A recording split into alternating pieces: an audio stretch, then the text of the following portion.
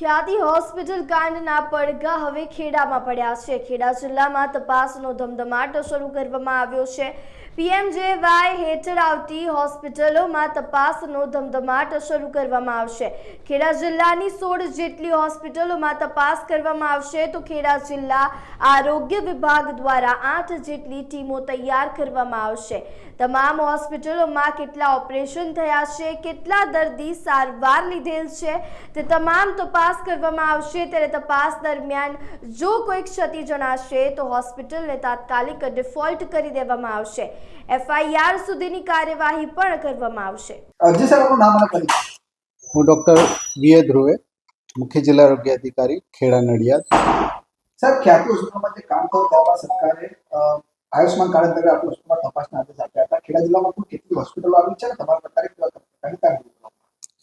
ખેડા જિલ્લામાં અત્યારે 16 હોસ્પિટલ છે અને પીએમજે અંતર્ગત એમના એમ્પેનલમેન્ટ કરેલું છે અને એમાં અમે નિયમિત રૂપથી ચકાસણી કરીએ છીએ।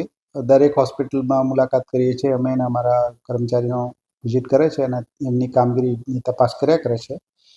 સાથે સાથે આ ખ્યાતિ કાંડ પછી અમે થોડીક સઘન કામગીરી ચાલુ કરી છે તપાસની।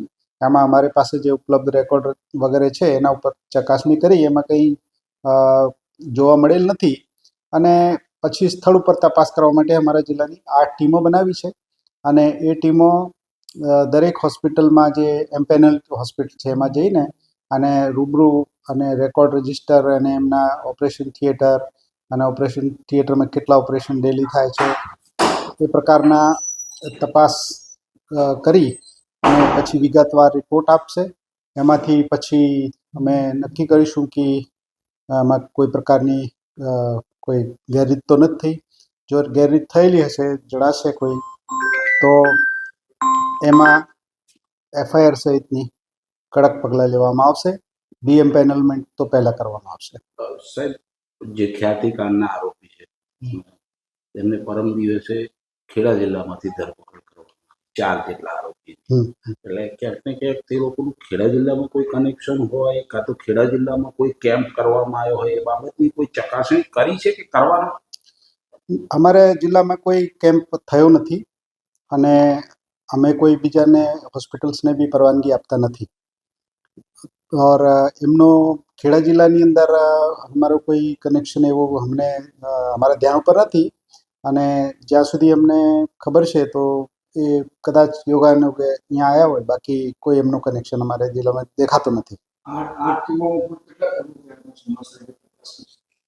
એમાં 8 ટીમોમાં 16 કર્મચારી છે, બરાબર। દરેક હોસ્પિટલમાં જશે, ત્યાંનું રેકોર્ડ રજિસ્ટર, સુવિધાઓ અને કેટલા ઓપરેશન કેટલા ટાઈમમાં થયા, કેટલા લોકોના કરવામાં આવ્યા, મોટા ઓપરેશન્સને વ્યવસ્થિત રીતે પ્રોસિજર વગેરે વ્યવસ્થિત કરવામાં આવી, એ બધી ચીજો જોશે। હોસ્પિટલો આપણે અહીંયાની મોટી હોસ્પિટલો છે, આપને ખ્યાલ જ છે।